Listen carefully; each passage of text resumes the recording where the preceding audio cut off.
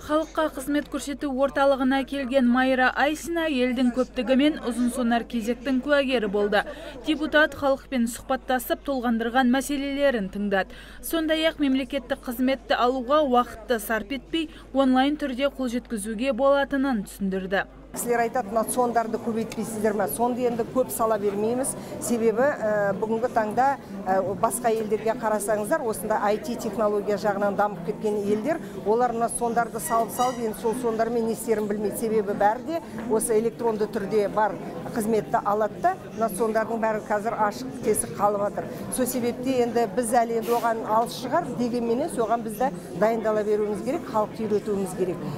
Біліміміз де, біліктілігіміз де жетіп жатыр. Республика бойынша айтатын болсақ, біз мемлекет тарапынан 746 мемлекеттік қызмет көрсетеміз халыққа.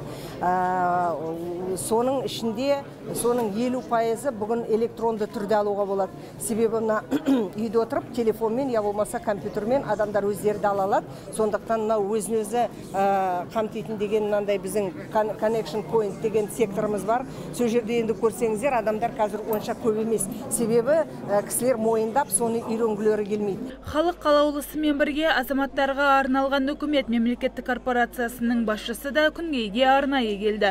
Мақсат халыққа қызмет көрсету орталығының жұмысын жақсартып, ұзын сонар кезектің болмауын қамтамасыз ету. Бірінші кезекте халыққа ыңғайлы болу үшін қызмет түрлерін бірнеше аймаққа бөліп өзгертеміз.